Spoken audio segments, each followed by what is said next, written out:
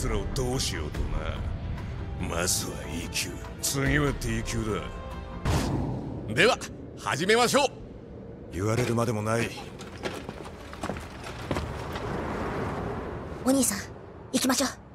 君の後に続くよ。それともまさか止めようとでも思ってんのか。お前ごときがこの俺を。この不吉な違和感は。まさかこれはそうはさじゃあここは C 級だから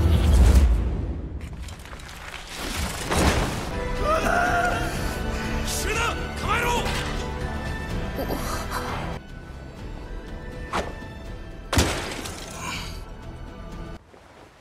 俺には何も聞かず何も要求しないこと。生きて出てくるほどの幸運を持ち合わせているだろうか。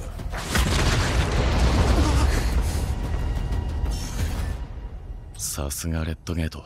Cerita berlanjut saat Jinwoo dibangunin sama telepon dari adiknya. Ngingetin jam berapa sekarang, karena hari ini ada wawancara sekolah. Begitu dengar itu, dia langsung bangun, dan dalam waktu singkat, dia udah sampai di sekolah, dan terlihat berbeda. Sampai-sampai Jina nanya apa benar dia kakaknya, karena nggak biasa lihat kakaknya kelihatan keren, dan beda dari sebelumnya. Dengan polosnya, Jinwoo bilang kalau dia emang kakaknya, bingung kenapa adiknya ngomong gitu. Jina bilang bukan karena Jinwoo kelihatan aneh, tapi nggak nyangka ada orang yang bisa berubah segitu banyaknya. Sementara itu, cewek-cewek di sekolah mulai kagum sama Jinwoo yang makin cakep. Dia jadi pusat perhatian pas jalan di lorong. Sesuai dugaan, Jina manfaatin kesempatan nanya apa dia udah punya pacar atau mau dikenalin sama temennya. Tapi Jinwoo cuma cubit pipinya biar diam. Pas udah duduk bareng gurunya buat wawancara, Bu Guru bilang kalau Jin Ah itu siswa yang baik, dan nilai-nilainya juga bagus. Ini bikin Jin Ah jadi contoh baik buat yang lain, dan sekolah juga percaya banget sama dia. Dari hasil tes, kelihatannya dia bisa masuk ke sekolah kedokteran yang dia mau. Jadi guru nggak ngerasa perlu buat ngasih dia tekanan lebih. Seharusnya ini jadi akhir pertemuan, tapi ada satu pertanyaan yang mau dia tanya. Apakah Jinwoo mau kalau adiknya jadi pemburu suatu hari nanti? Kalau seandainya dia terbangun sebagai pemburu? Ini bikin Jinwoo kaget, tapi tanpa mikir panjang dia langsung jawab enggak.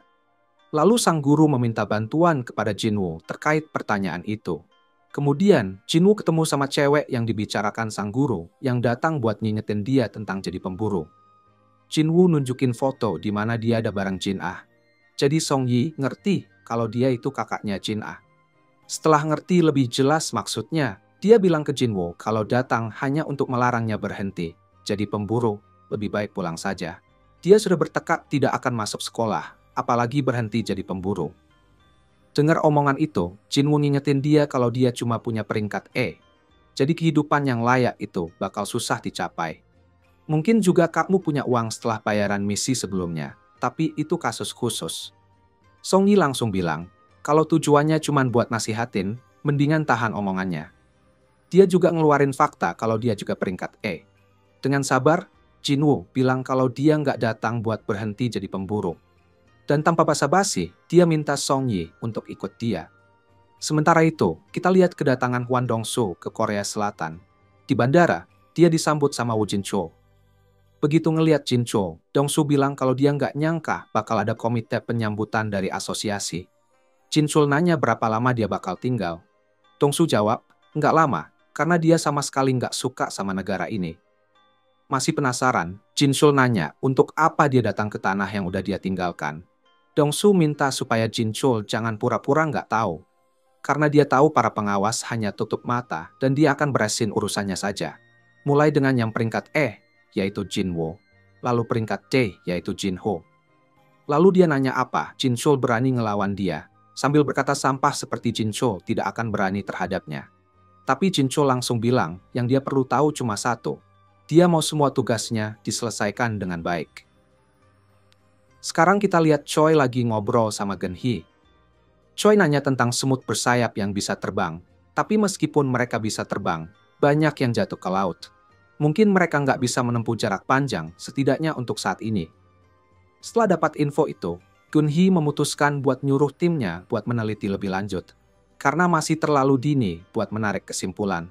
Pas malamnya, Jin-woo sampai di portal bareng Song-yi. Dan mereka bertemu sama Sang-min dan Hyun, anggota dari Departemen Manajemen dari White Tiger Guild. Dua orang itu senang banget lihat dia, karena mereka nggak nyangka bakal dapat permintaan dari Jin-woo. Pas Song-yi datang, mereka pikir itu cewek yang mau latihan, dan Jin-woo langsung bilang iya. Lalu Han ngejelasin kalau dia datang minta bantuan di waktu yang tepat. Karena mereka baru aja ngumumin kalau bakal ada beberapa portal muncul di daerah ini. Bahkan ada satu dari peringkat C yang baru aja muncul dan terdengar menarik. Pembicaraan itu tiba-tiba terhenti ketika salah satu pemburunya lah bilang kalau mereka harus buru-buru dengan portal di depan mereka. Mereka minta maaf sama Jin-woo dan nunjukin dia kalau orang itu adalah Kim Cho, seorang pemburu peringkat A yang bertindak kayak Tang. Kali ini mereka lagi nyiapin tentara praktis buat anggota baru yang baru masuk. Dan Kim bakal mendukung tim serang sebagai pemimpin. Pada saat itu, Hyun nyebut kalau dia agak kecewa pas tahu tentang latihan ini. Dan kita bisa lihat Kim keluhan tentang jadi pengasuh dua pemburu peringkat E. Maksudnya Jin-woo dan Song-yi. Setelah itu, Sang ngumumin kalau tim diri dari 1 peringkat A, 5 peringkat P, dan 2 peringkat C. Jadi totalnya ada 8 orang. Dan dengan penambahan Jin-woo dan Song-yi, jadi total 10 orang dengan peringkat E. Dari situ, Hyun nyaranin ke Jin-woo supaya dia cuma jadi pengamat di misi ini. Karena tujuannya biar yang baru-baru bisa ikut berpartisipasi. Dan Jin-woo dengan senang hati setuju, karena itu emang niatnya. Saat semua orang masuk ke portal, dia mulai merasakan perubahan mana yang cukup agresif. Jin-woo langsung menyadari apa yang terjadi. Jadi dia segera ambil tangan Song-yi buat coba keluar. Tapi portalnya menghalangi mereka, dan dia cuma bisa bilang ke Sang supaya lapor ke tim serangan utama. Begitu mereka terpaksa terjebak di dalam portal, dia langsung ngabarin Baek Yun-ho, pemimpin dari White Tiger Guild, bahwa portal C telah berubah jadi portal merah. Baek langsung paham betapa seriusnya situasi ini, jadi dia ngusulin buat segera berangkat ke sana. Sekarang kita lihat timnya khawatir karena portal masuk itu udah nggak ada, dan mereka dikelilingi hutan salju. Kim bilang kalau itu adalah portal merah. Dan karena Song-yi nggak tahu apa itu, Jin-woo ngejelasin bahwa beda dengan portal biasa, masuk ke portal merah berarti hilang semua komunikasi dengan luar. Mereka cuma bisa keluar dengan mengalahkan bosnya atau menunggu dungeon break tanpa ada bantuan dari luar. Selain itu, monster-monster di sini jauh lebih kuat dari yang diperkirakan. Tiba-tiba, sebuah panah es meluncur dan mengenai ke salah satu pemburu, langsung membunuhnya dengan mengenai kepala. Di sisi lain, ada panah lain yang meluncur langsung ke arah Song-yi, tapi berhasil dihentikan oleh Jin-woo yang menangkapnya. Ternyata mereka adalah Elf S. Jin-woo, sambil menganalisis mereka, menganggap mereka sudah siap, karena dari jarak jauh seperti itu, susah banget buat mendeteksi mereka. Dan sepertinya mereka langsung menyerang yang paling lemah. Saat itu, Kim bilang untuk ngasih tahu semua orang bahwa portal merah itu terisolasi dan mengajak para hunter peringkat di atas C. Karena peringkat Kim lebih tinggi, mereka harus mengikuti petunjuk Kim biar bisa selamat dari misi ini. Meski begitu, dia merasa nggak nyaman buat memimpin mereka semua, jadi mereka bakal dibagi jadi 2 kelompok mulai sekarang. Ternyata tujuan Kim adalah untuk mengambil yang terkuat, dan kesempatan buat yang peringkat C ke bawah ditutup. Sebab 1 hari di sini sama dengan 1 jam di luar. Entah mereka bisa mengalahkan bosnya atau dungeon break, mereka bisa terjebak berbulan-bulan di tempat ini. Jadi harus meringankan beban. Salah satu dari peringkat P, Park Hee-jin, minta izin untuk tetap bersama kelompok yang paling lemah, dan dia dikasih izin. Mengira Hee-jin melakukan itu karena rasa kasihan. Lalu Hee-jin mendekat dan nanya ke dia, apakah peringkatnya bukan seperti yang dia bilang. Karena dia lihat Jin-woo menangkap panah beberapa menit lalu. Meskipun Jin-woo tidak menjawab, Jin-woo berpikir kalau dia mungkin peringkat A atau bahkan lebih tinggi. Setelah itu, Kim bilang ke Jin-woo dan yang lainnya bahwa mereka akan mengikuti jalan di depan, sementara Jin-woo bilang mereka bakal pergi ke hutan. Begitu maju sedikit, Kim nunjukin ke temannya beberapa tanda yang ada di pohon yang terbuat dari cakar beruang. Dan karena itu, dia yakin orang-orang yang peringkat E bakal mati. Tapi setelah mikir-mikir lagi, dia ingat bahwa kelompok itu ada yang peringkat P dan C. Tapi dia bingung kenapa dia anggap Jin-woo pemimpin mereka. Pada saat itu, beberapa beruang es mendekatinya, tapi Kim sudah siap buat menghadapi mereka tanpa masalah. Di sisi lain, Hai Jin bilang ke Jinwoo bahwa hutan ini adalah wilayah beruang es. Dia pikir berbahaya kalau mereka terus ke sini. Tapi Jinwoo bilang, justru karena ini wilayah beruang es, itu artinya mereka cuma perlu khawatir sama mereka yang bakal keluar dari sini. Dan itu jauh lebih baik dibandingkan dengan elf es yang pintar. Dia benar, karena itu masuk akal banget. Lalu Jinwoo nyebut kalau suhu di sini sangat rendah, jadi dia mengambil beberapa mantel dari inventarisnya untuk semua orang. Mereka kaget lihat dia bisa gunakan sihir dimensi, karena biasanya pemburu terbaik yang menguasainya hanya bisa mengeluarkan 2-3 barang sekaligus. Song Yi mendesak Jinwoo tentang identitas aslinya, tapi Jinwoo cuma mendekat dan bilang, Song Yi ada di sini karena dia, jadi dia bakal jaga dia, tapi Song Yi tidak boleh banyak bertanya. Dan yang lainnya juga nggak mau bertanya apa-apa. Saat itu, seekor beruang es besar mendekati mereka. Dan hal pertama yang Jinwoo lakukan adalah mengganti skillnya jadi pembunuh serigala, yang memberi dia tambahan 40% damage terhadap monster tipe Hiwan. Di sisi lain, Paik sudah sampai di pintu masuk portal, dan karena kesulitan yang dihadapi, dia berharap Kim bisa menyelamatkan mereka semua. Sang nyuruh dia tahu bahwa ada juga pemburu Jinwoo, yang peringkat I. Dia percaya kalau Jinwoo udah mengalami kebangkitan kedua, tapi itu belum bisa dia konfirmasi. Saat itu, Dongsu datang untuk menyapa mereka, tapi Paik nanya dia ngapain di area mereka. Lagi pula, dia sudah pergi ke Amerika Serikat. Dongsu merasa aneh karena portal itu adalah milik mereka, dan nanya apakah itu benar. Kenapa seorang pemburu dari guild lain bisa masuk, sambil menjelaskan bahwa dia maksudkan adalah Jinwoo. Dia ingin bertemu dengan Jinwoo, tapi dia malah terhalang portal merah. Padahal Dongsu datang ke sini dengan susah payah. Kembali ke Jinwoo. Setelah dia mengalahkan semua beruang es di area tersebut, dia biarkan anak-anak menikmati dagingnya dengan nyaman. Sekarang dia menuju ke gua sendirian, di mana monster-monster ini berkumpul dalam jumlah banyak. Begitu sampai di depan pintu masuk, dia langsung menggunakan perintah Arise, yang membuat para ksatria keluar dari bayangan. Yang jadi pemimpin adalah yang paling kuat dari semuanya, yaitu Igris. Akhirnya, dia memerintahkan mereka untuk menyerang. Legionnya terdiri dari infanteri yang bisa regenerasi dengan cepat dan penyihir yang mampu menghadapi beruang es dengan cukup baik. Dia nggak berharap mereka sekuat itu setelah melihat kekuatan mereka. Namun, satu hal buruk adalah mereka menghabiskan mana dalam jumlah banyak dan cepat. Saat itu, bos beruang es keluar dari dalam gua yang dengan mudahnya mengalahkan tentara bayangan. Beruang itu langsung mengeluarkan raungan yang menggetarkan, menciptakan gelombang ekspansif yang menghabisi semua pasukan Jinwoo, membuat Jinwoo kehabisan mana. Karena itu, dia bilang ke Igris bahwa sekarang gilirannya, jadi Igris mulai bergerak maju ke arah bos beruang. Saat beruang tersebut menyerang, Igris menggunakan agilitasnya yang luar biasa untuk menghindari serangan-serangan itu, menyerang titik vitalnya dengan tepat. Begitu beruang itu sudah dalam keadaan sekarat, Igris menghindari beruang itu melakukan serangan terakhir dengan cara memotong kepalanya. Jinwoo sangat menghargai kekuatan besar Igris dan berpikir, seandainya Igris memegang pedangnya sepanjang pertarungan saat melawan Jinwoo, hasilnya bakal sangat berbeda. Sekarang dia tahu bahwa dengan levelnya yang sekarang, mereka sudah setara. Meskipun saat memikirkan hal itu, dia sadar kalau dia masih lebih lemah dibanding Igris, dan dia pun mengucapkan selamat atas kerja bagusnya. Sekarang kita lihat situasi Kim, yang mendapati dirinya berada di hadapan Elf S dengan timnya sudah hancur total. Dia bahkan gak percaya dengan kenyataan ini, karena dia mengira bakal jadi bagian dari Elite White Tiger.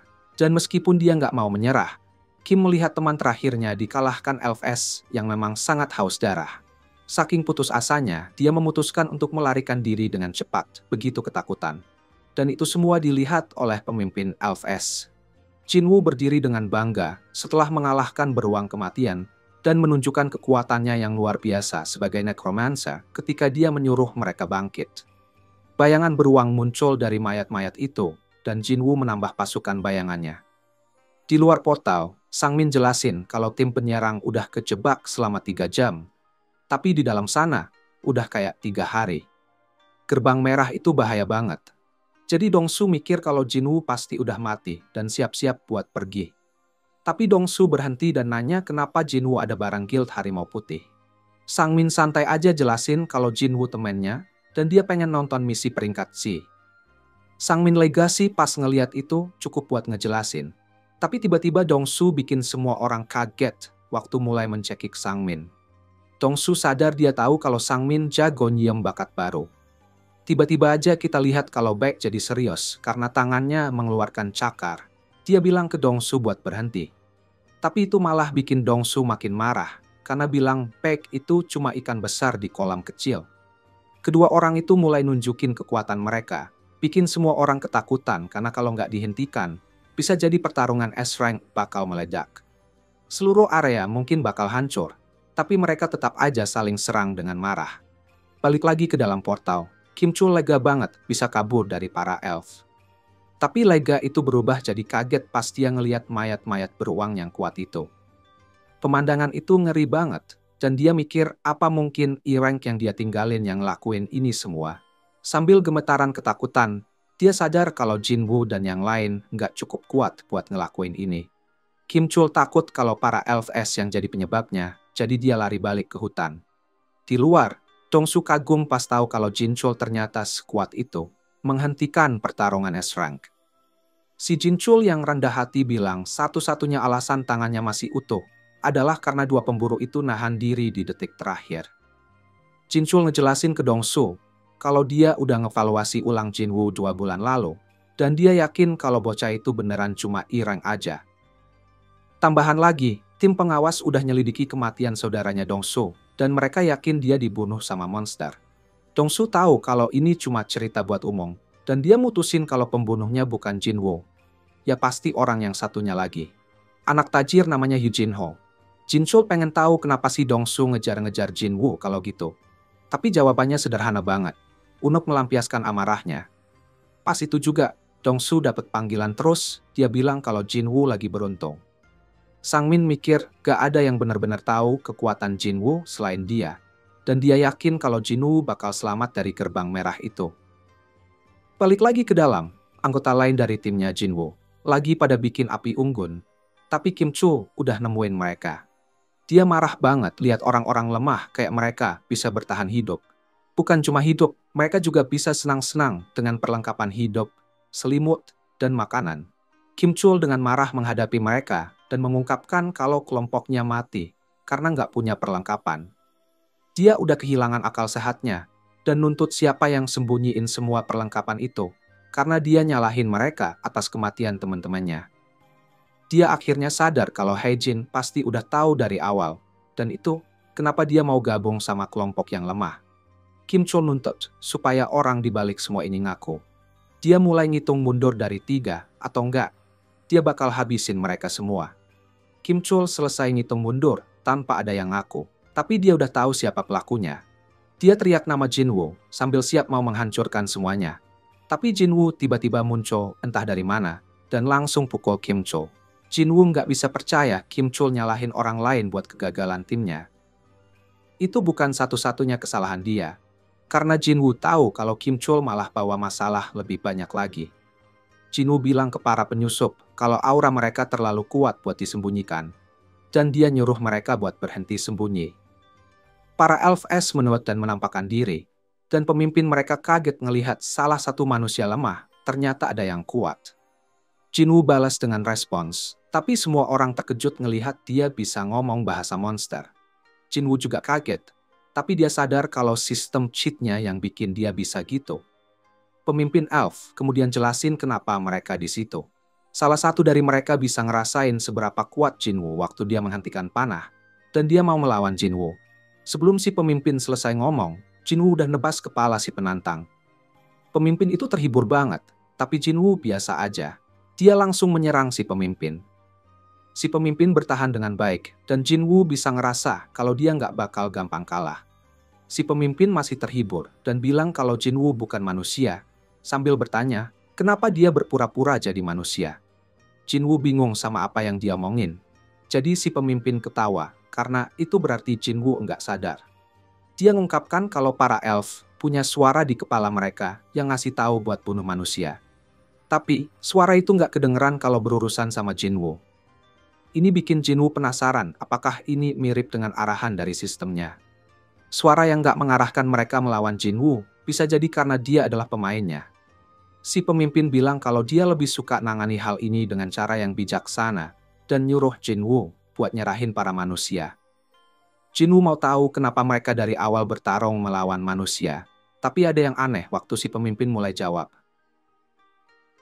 Tubuhnya sempat nge-glitch sebentar, dan dia cuma ngulang lagi apa yang dia bilang beberapa detik yang lalu. Jinwoo nggak mau nyerah, jadi si pemimpin penasaran apakah Jinwoo benar-benar mau bikin mereka jadi musuh.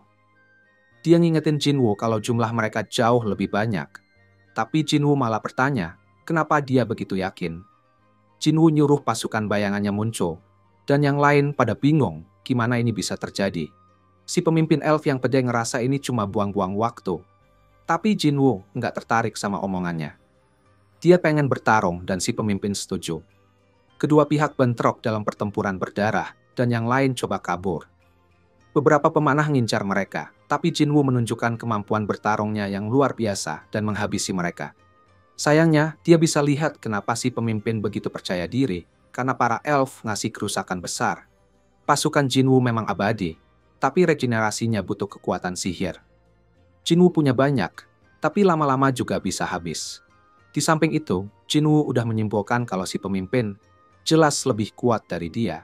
Si pemimpin menyerang Jinwoo langsung, dan Jinwoo sadar bahwa meskipun dia bertarung bersama Igris, si pemimpin tetap bakal jadi lawan yang sangat tangguh. Dan prajurit biasa nggak akan cukup. Jadi, Jinwoo mutusin dia butuh kekuatan tempur yang lebih kuat. Si pemimpin ngenalin dirinya sebagai Barca, dan Jinwoo juga ngasih tahu namanya. Kedua pejuang itu kemudian saling menyerang dan Barca menunjukkan dominasinya. Dia malah kaget pas lihat Jinwoo teleportasi pedangnya ke tangan yang satunya. Mereka berdua hampir menghindari serangan masing-masing, tapi akhirnya Jinwoo didorong mundur. Barca udah lama banget nggak merasakan pertarungan kayak gini, tapi Jinwoo masih punya banyak kejutan buat dia. Jinwoo sedikit berikan senyuman, dan Barca tertegun waktu meteor raksasa jatuh menimpanya. Di dekat situ, Kim Chul mulai sadar dan masih ingat sedikit tentang bagaimana dia dipukul. Dia sekali lagi mencaci Jinwoo dan mengambil pedangnya. Jinwoo berhasil mengulur sedikit waktu dengan tentaranya yang terbuat dari sihir. Tapi, Barca nggak terkesan dan langsung menyerang lagi. Pas itu juga, Jinwoo nyadar kalau Kim Chul mendekat dari belakang. Dia sebenarnya udah memprediksi ini bakal terjadi. Jadi sambil Barca cepat mendekat, Jinwoo perintahkan Igris buat bikin asap es. Sambil tersembunyi, Igris mengambil nyawa Kim Chul.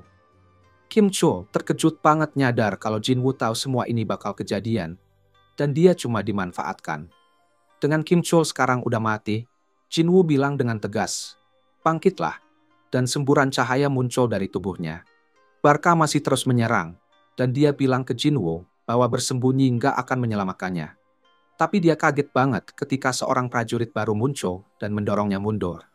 Jinwoo memberi nama anggota terbarunya itu Iron, dan si prajurit mengeluarkan teriakan nyaring. Barca siap menghadapi tantangan apapun, dan dari beberapa detik pertempuran, dia bisa bilang kalau Iron nggak terlalu gesit. Di dekat situ, Song Yi nanya apakah semua pertarungan hunter kayak gini. Yang lain bilang ke dia bahwa apa yang terjadi sekarang ini jauh dari kata normal, dan mereka belum pernah lihat yang seperti ini sebelumnya. Barca akhirnya ngerasa kalau Iron nggak cukup menantang buat dia, jadi dia nyuruh Jinwoo untuk bergabung dengannya. Igris. Jinwoo senang untuk memenuhi permintaannya kali ini, dan pertempuran 3 lawan 1 pun dimulai. Barca menunjukkan kekuatannya yang luar biasa, sambil menghadapi mereka semua, tapi dia cepat-cepat merasa kesal dengan teriakan keras Iron. Dia mutusin bahwa Iron harus mati terlebih dahulu, tapi Iron adalah Tan yang kuat. Rasa percaya diri Barca makin meningkat saat dia menghindari serangan Igris, tapi dia terkejut ketika Jinwoo berhasil menusuknya. Jinwoo masih terkesan sama elf itu, karena dia entah bagaimana bisa menghindari serangan yang fatal meskipun dalam kekacauan. Barca sebenarnya nggak dianggap remeh, tapi dia tetap terkesan. Tapi Jinwoo memberikan pujian kepada Barca karena dia memang kuat. Jinwoo memuji lawannya, tapi dia juga penasaran gimana kabar pasukan bayangannya yang lain. Barca terkejut waktu dia ingat bagian lain dari pertempuran, dan dia ngeri ngeliat kalau pasukan bayangan Jinwoo udah menghabisi seluruh klannya. Namun, Barca nggak terlalu khawatir, karena dia tahu bahwa pasukan itu bakal hilang setelah dia menghabisi Jinwoo. Pas itu, Barca menghindar dari serangan Jinwoo saat dia melemparkan belatinya, dan Barca mengejeknya. Dia nyebut Jinwoo bodoh karena cuma melempar senjatanya, tapi dia sama sekali nggak tahu tentang kemampuan sebenarnya dari si bocah. Jinwoo menggunakan kontrol mutlak atas senjatanya untuk memanggil kembali belatinya, dan Barca hampir berhasil menahan serangan itu. Tapi senjata Barca hancur dalam prosesnya. Jinwoo lalu nyuruh Iron untuk menangkap Barca. Dengan dia nggak bisa bergerak, Jinwoo memerintahkan tentara sihirnya untuk melepaskan serangan api yang sangat kuat. Namun, saat Barca memotong Iron, dia bersumpah akan menghabisi semua manusia, tapi Jinwoo langsung ada di sana buat membungkamnya. Jinwoo bilang kalau pertarungan sudah selesai, tapi Barca bersikeras bahwa semua ini hanya akan berakhir kalau dia yang bilang. Sayangnya, itu nggak benar, karena Iron bisa beregenerasi dan langsung menghancurkannya.